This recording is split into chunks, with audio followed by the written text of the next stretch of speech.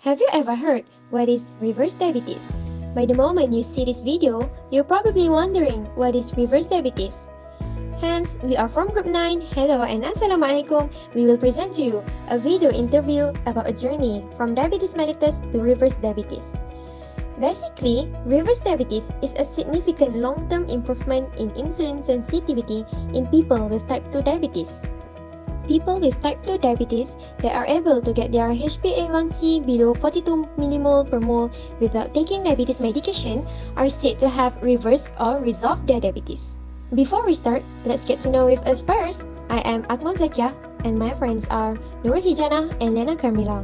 Now, my friend Nabila Isma will take over this presentation.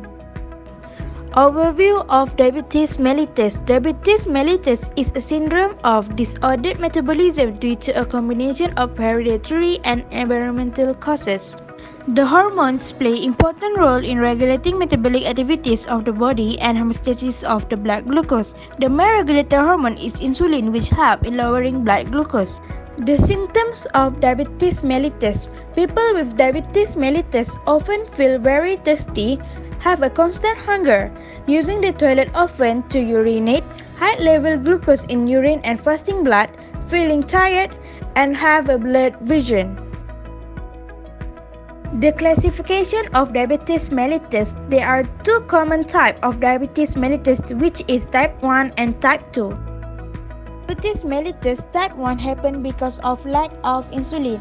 Age of onset is during childhood or puberty. People with diabetes mellitus type 1 often undernourished. Prevalence is 5% to 10% of diagnosed diabetes. Genetic susceptibility is moderate. Deficiency beta cell is destroyed and eliminating insulin production. Diabetes mellitus type 2 happen because of cell resistance to insulin or inadequate insulin production. Age of onset is commonly over 35 years old. People with diabetes mellitus type 2 often obesity. Prevalence 90% to 95% of diagnosed diabetic.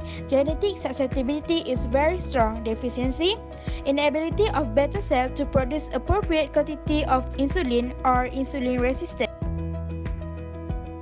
Patient information. Name Faizal Shukri. Age 38 years old, which is a Malay. He lives in Terengganu in the urban area. Encik Faizal Shukri is a reverse diabetes mellitus patient. Assalamualaikum dan selamat petang Encik Faizal. Kami adalah pelajar semester 4 dari Diploma Farmasi dari UiTM Kampus Bertam Pulau Pinang. Saya, Carmila dan rakan-rakan saya, Akmal, Hijana dan Isma. Kami telah diberikan satu tugasan untuk menemu ramah seorang pesakit diabetes. Jadi, hari ini kami akan menemu ramah Encik Faizal mengenai pengalaman Encik semasa menerima rawatan bagi penyakit diabetes. Kami juga ingin mengetahui dengan lebih lanjut mengenai ubat-ubat yang diambil oleh Encik Faizal sepanjang rawatan tersebut.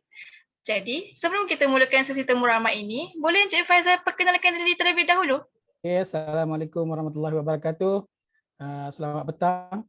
Nama saya Faizal Shukri bin Muhammad, berumur 38 tahun. Dan saya seorang pesakit diabetes yang telah reverse diabetes. Sebenarnya memang dah lama diabetes sebenarnya. Cuma saya baru lagi dalam setahun dua saya ambil dapatkan rawatan berterusan daripada klinik kesihatan. Terima kasih kerana Encik telah mengenalkan diri terlebih dahulu. Baiklah, sekarang kita akan mulakan sesi temu ramah kita. Boleh Encik Faizal beritahu kami apa ubat-ubatan yang telah Encik terima sepanjang rawatan tersebut? Encik ingat tak dos setiap ubat tu? Saya ada dapat satu jenis Insulata 30 unit sehari.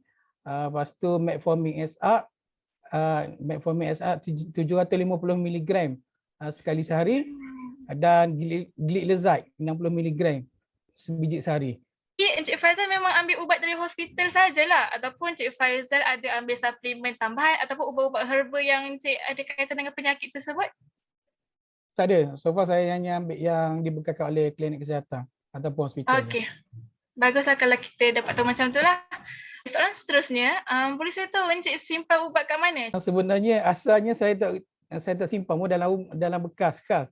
Tapi yelah sebab ada banyak ubat kan, jadi rasa macam cerewet nak buka satu-satu. Jadi saya terpaksa beli satu bekas ni. Bukan untuk saya simpan Ah, ubat. Ni bekasnya. tahu Encik, tidak disarankanlah untuk memindahkan ubat ke tempat lain daripada ziplock ubat tu. Sebab untuk mengekalkan fungsi ubat dan juga untuk mengelakkan ubat tersebut daripada terdedah dengan segala bakteria.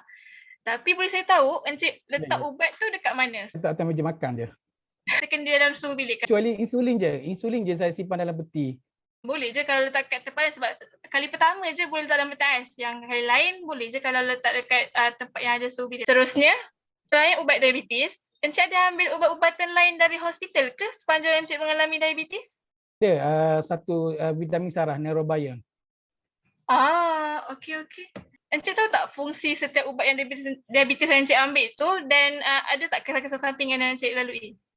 Secara umum je lah, untuk insulin dengan gilik lezat ini lebih kepada untuk menurunkan kadar gula dalam darah. Manakala metformin ni dia berfungsi untuk sensitifkan lagi saya punya insulin. Itu je saya tahu. Okey, betul lah itu. Bagus. Kalau Encik pun dah tahu, at least Encik aware lah dengan setiap kesan sampingan ubat-ubat tu. Ya. Ada pernah tak sepanjang Encik terima rawatan tu, Encik lupa untuk ambil ubat pada waktunya? Kerap tak Encik lupa? Boleh katakan jarang sangat. Ada sekali dua tapi jarang sangat lah. Biasanya saya akan betul-betul ikut time. Yelah sebab tu saya letak kat meja makan. Sebab mostly ubat-ubat ni memang makan selepas makan. Oh, baguslah. Waktu yang jarang tu, apa Encik buat kalau Encik terlupa ambil ubat? Tengok waktu next punya saya makan. Tapi biasanya ubat kecil manis ni hanya boleh dimakan dalam tempoh 30 minit selepas makan. Jadi kalau saya tertinggal, biasanya saya dah tak ambil kecuali next punya meal saya lah. Okey. Terima kasih sebab Encik sudi kongsikan jawapan yang saya pun baru tahu, ada juga saya tahu, ada juga yang saya dah tahu. Okey, sekian saja sesi saya. Saya akan teruskan sesi ini dengan kawan saya, Hijana. Assalamualaikum Encik. Saya Hijana. Assalamualaikum warahmatullahi. Saya akan meneruskan sesi temu ramah ini dengan soalan-soalan berikutnya. Soalan pertama, adakah agama atau kepercayaan tradisional Encik mempengaruhi cara pengambilan ubat ataupun tidak mengambil ubat tersebut? Sebenarnya saya berpegang pada satu hadis daripada Abu Hurairah yang menyatakan setiap penyakit datangnya bersama dengan penawar dia. Jadi saya tahu ubat-ubat diabetes ini sebenarnya bukannya penawar, tapi dia lebih kepada salah satu kaedah untuk mengawal masalah diabetes ni. Jadi setakat yang saya ambil ubat ni sekadar untuk mengawal. Ya, baguslah kalau Encik ada kepercayaan macam tu je. Okey. Seterusnya, Encik ada apa-apa masalah untuk ambil stok ubat seterusnya? Contohnya, ada kenderaan nak ambil stok ubat ke ataupun Encik terlalu sibuk sampai tidak sempat ambil ubat? Kadang-kadang masalah sibuk je lah sebab kita faham lah. Sebab kalau pergi ke farmasi klinik kesihatan ni orang dia ramai sangat. Jadi kadang-kadang kita pun rasa malas nak pergi betul-betul tarikh yang diberikan. Biasanya mungkin saya pergi lewat 2-3 hari ataupun mungkin awal 2-3 hari, itu je lah. Kalau macam tu tak apalah sebab at least Encik ambil juga ubat tu. Terusnya, Encik rasa Encik faham tak semua informasi yang diberikan oleh farmasis semasa pemberian ubat tersebut? Ataupun Encik rasa ada kekurangan informasi yang diberikan oleh mereka?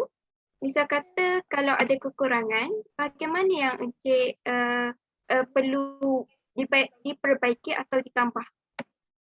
Sebenarnya seorang yang cepat blur. Jadi bila farmasis dia explain kat saya, kadang-kadang saya terpaksa ambil masa. Saya akan tanya banyak kali. Okey, baguslah kalau macam tu. Encik kena faham apa yang ubat yang Encik ambil. Kalau tak faham, Encik kena tanya dia orang tau.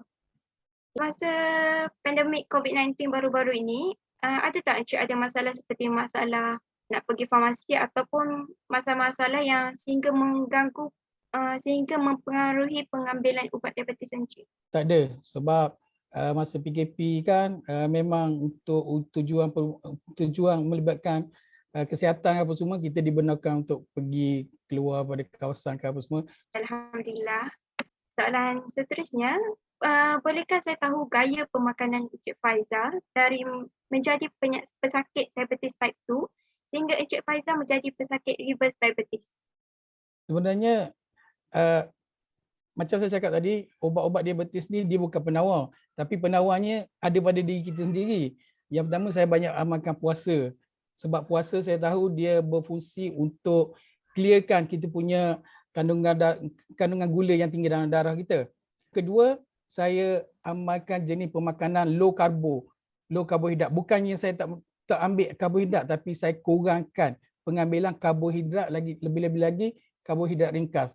Seperti nasi, apa semua, nasi, mi, lagi-lagi makanan berproses. Sedar yang makanan-makanan ni sebenarnya yang menyebabkan gula dalam darah dia akan spike lagi tinggi. Itu. Okay, bagus sekali pemakanan Encik. Ini sepatutnya dicontohi oleh pesakit-pesakit diabetes lain yang di luar sana. Sebelum saya mengakhiri soalan temu ramah saya ini, Encik sebagai pesakit reverse diabetes, ada apa-apa tips untuk beritahu kepada pesakit diabetes di luar sana? Pertama, bila melibatkan penyakit ni, kita sebagai orang biasa ni bukannya ada kepakaran dalam menilai satu-satu penyakit ataupun ubat. Jadi kalau ada simptom ciri-ciri diabetes, mungkin kerap kencing ataupun mungkin asyik dahaga apa semua, cuba jumpa doktor dulu. Dapatkan nasihat doktor untuk dapatkan rawatan ataupun nasihat dari segi perubatan apa semua. Bila dapat ubat, makan ikut seperti yang disarankan. Sebab ubat ni untuk membantu untuk mengawal kita punya masalah diabetes. Jangan sekali-kali berhenti sendiri. Dan jangan pandai-pandai menambah dos sendiri kalau kita tak tahu. Jaga makan, itu paling penting sekali. Benda penyakit ni dia datang daripada perut kita sendiri. Jadi apa yang kita makan itu yang kita dapat. Dan terima kasih juga Encik Faizal kerana sudi meluangkan masa bersama kami dalam menceritakan pengalaman Encik sebagai pesakit diabetes.